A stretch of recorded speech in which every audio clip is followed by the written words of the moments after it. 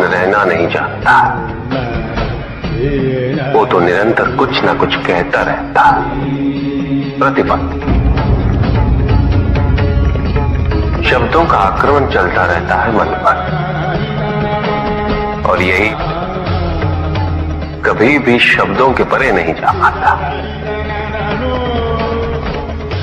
जहां जीवन की सत्यता का बोध उसकी प्रतीक्षा कर रहा होता। परिश्रम का उद्देश्य केवल जीविकोपार्जन होता है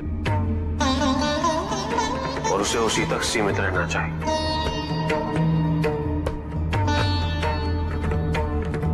परिश्रम से हमें भोजन प्राप्त होता है और उससे हमारी क्षुधा मिटती है।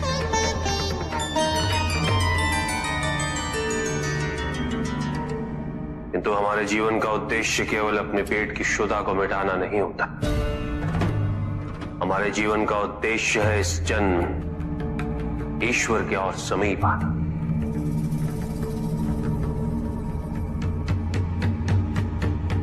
और ये केवल आत्मा के विकास से ही संभव है।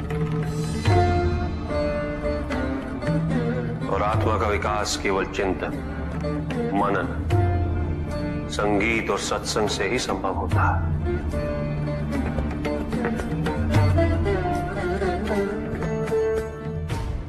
आत्मा का यही विकास मनुष्य को उसकी मनुष्यता से उबार कर ईश्वरत्व की ओर ले जाता है।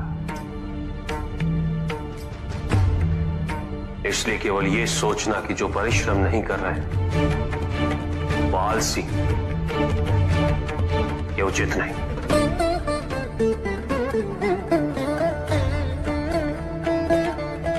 जितना प्रयास शारीरिक परिश्रम हेतु करना पड़ता है, उससे कहीं अधिक प्रयास की आवश्यकता मानसिक व आध्यात्मिक कार्य में होती।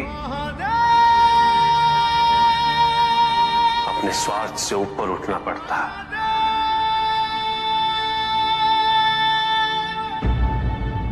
अपने आराध्य में ध्यान केंद्रित करना पड़ता है। समर्पण सरल नहीं है। जीवन के महत्वपूर्ण 4 स्तंभ हैं: धर्म, अर्थ, काम और मोक्ष। चारों की महत्ता एक समान होती है।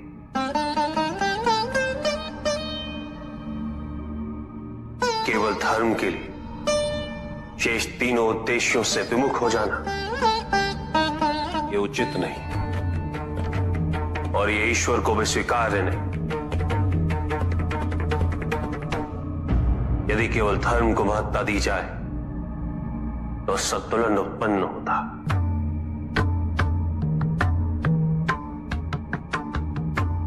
परिणाम स्वरूप जीवन में जब भी इस प्रकार का कोई संकट उत्पन्न होता है तो मनुष्य संपूर्ण रूप से स्वयं को ईश्वर के प्रति आश्रित कर देता है। वो स्वयं कोई प्रयास नहीं करता। वो इस भ्रम में जीने लगता है कि ईश्वर आएंगे और उसकी सहायता करेंगे।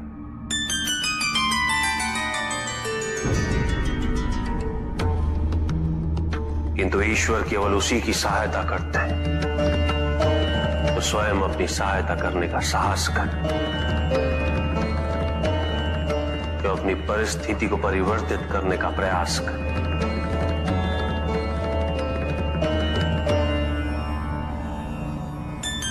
अपनी भूल को स्वीकार करने के लिए साहस की आवश्यकता होती है, और यदि अपनी भूल का आभास हो जाए तो क्षमा मात्र एक औपचारिकता है।